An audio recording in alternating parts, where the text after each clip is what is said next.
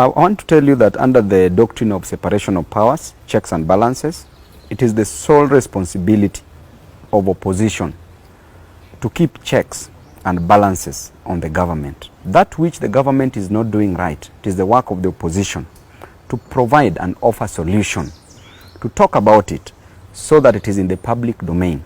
And the only mistake the opposition did was to fight for the cost of living.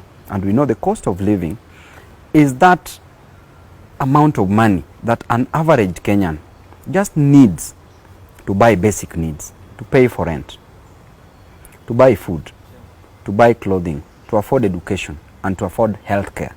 And that is too high.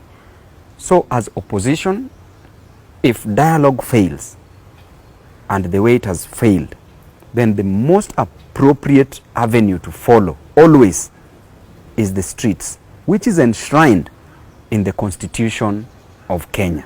It is an inherent right of every Kenyan to picket peaceably as entrenched in our Constitution.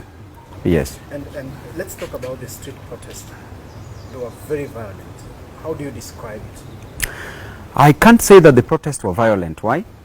Because every Kenyan, and you were present during this protest, you could see the way we could start in a very peaceful way when they were taking an oath was to protect life and to protect property. This government seems more interested in protection of property more than protection of life. Those property shall be enjoyed by the lives, not enjoyed by any other thing, but they are being protected for the lives. Therefore, protection of life is the fundamental right of the government instead of taking life. Look at, for example, the expressway, where the flower pots were more important than the lives that were being lost. You cannot kill citizens that you're supposed to take care of in the name of protecting a flower pot.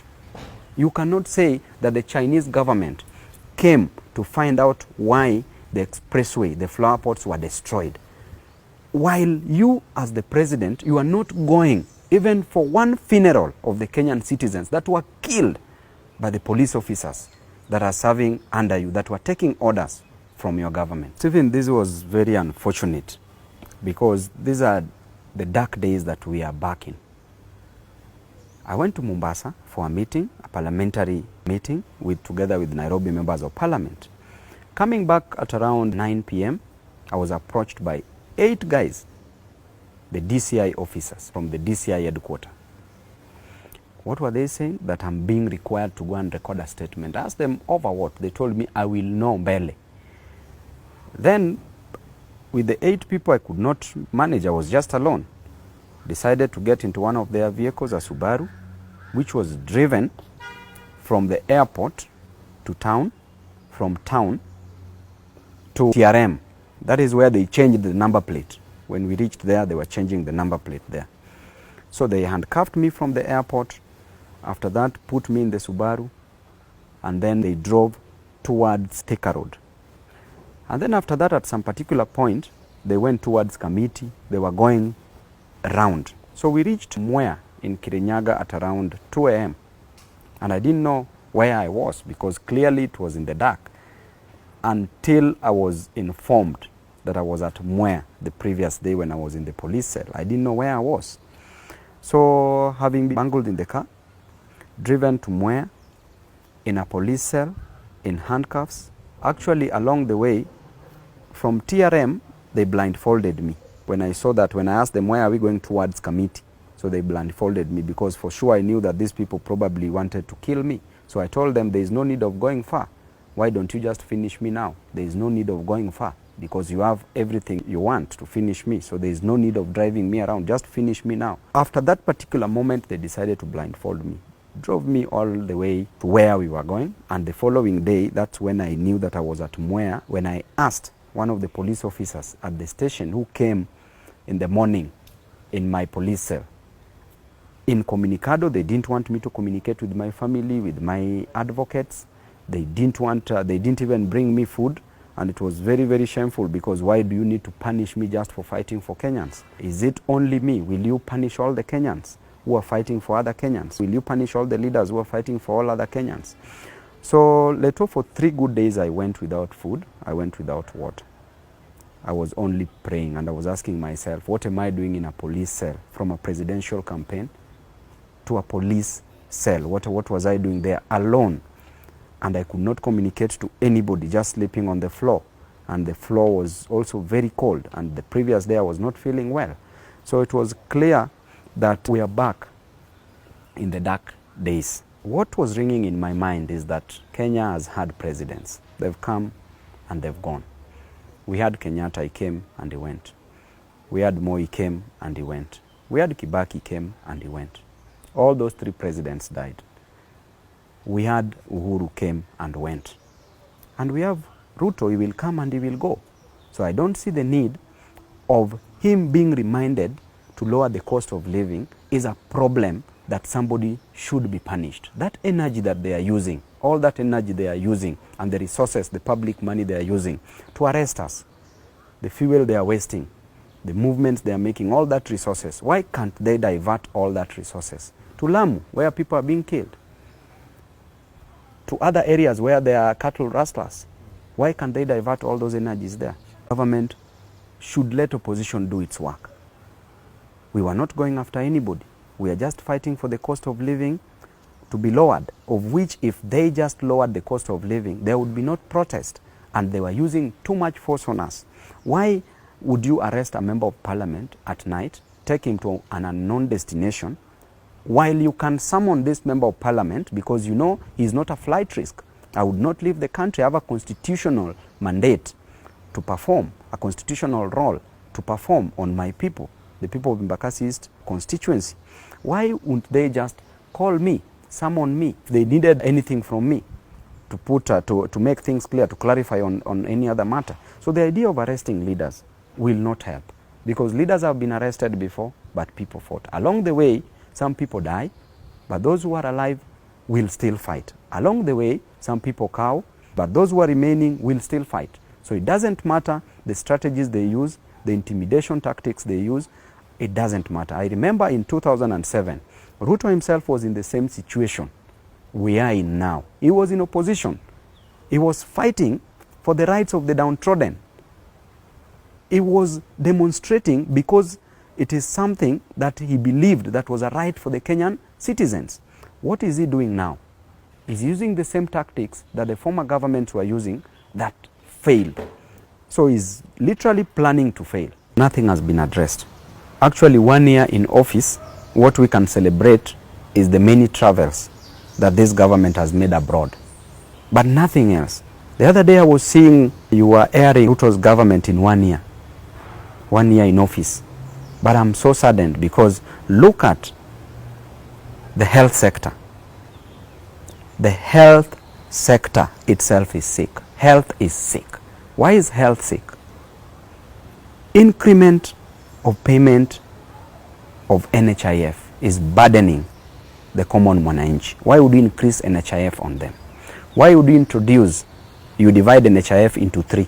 That is the Social Health Insurance Fund, and you say that after dividing that into 3, then the Social Health Insurance Fund shall be managed by a private sector. So you literally saying as a president that public fund should be managed by private individuals. That is completely out. The primary health sector, number 2. And the third one is the emergency and the chronic funds.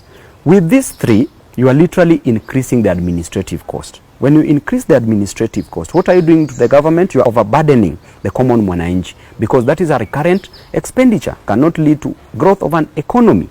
Number 2, in the education sector, it is so sad, Stephen Leto, it is so sad. You and I, we are where we are because of education. I remember you are at the great University of Nairobi. You are who you are as Leto because of education. Why not for education, you would have not come to Nairobi. Why not for education, I would not be a member of parliament.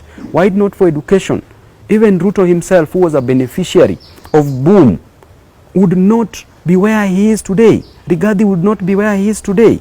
And I can tell you for sure that during Moi's time, there used to be boom, where they were getting free funding for university. All the students who qualified for university were being admitted at 100%. They were getting boom, they were getting loans. During Kibaki's time, there was introduction of the HELB, the Higher Education Loans Board, where people were getting help, and there was also bursaries, and there was also extra loans in addition to that. During Uhuru's time, HELB was maintained. During these three regimes, there was 100% transition. Students were moving from high school in tunes of hundreds of thousands, joining university to pursue education.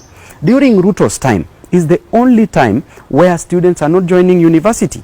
There is no difference between a student who scored an A with a student who scored an E, because the student who scored an A cannot proceed because they cannot afford university fees. During Ruto's time is the only period where hundreds of thousands of students cannot join university. We are killing the education sector in this country, and we know the role of education in the economic growth of a nation by provision of skilled laborers.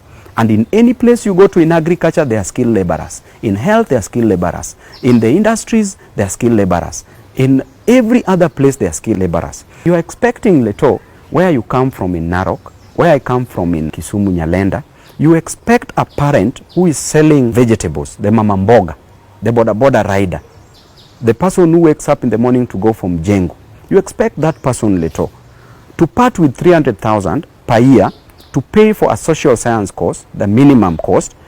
For 4 years, that person should part with 1.2 million Kenya shillings. You expect a mama mboga who makes a profit of 50 shillings per day, or even 100 shillings only. In a month, that is only 3,000 Kenya shillings. In a whole year, 3,000 by 12 is 36,000 Kenya shillings. So 36,000 Kenya shillings as a profit. Where will you get 1.2 million to pay for 4 years? Stephen Leto, this is quite unfortunate. We are killing the education in this nation, education that has made Ruto who he is, education that has made Rigathi who he is, education that has made Stephen Leto and Babu Owino who they are. So I can say that we've destroyed completely education in this country. Then we go to agriculture. Today, if you go to the universities, you will find the students are not in a position to join. We are told that there are only 45,000 students who will benefit, who will be given scholarship. And of these 45,000 students, Leto, there is no money for accommodation. How will they get it? While HELB used to provide for that. They used to get money from HELB. They pay a fee. The little amount remaining, they used to buy food. They get accommodation. Where will they get food? How will they move from their villages to town?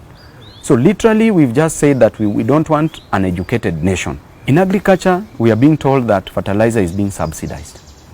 My brother, as you subsidize fertilizer and you increase the tax on fuel, if you increase the tax on fuel, anything that is capable of being transported, the value will increase.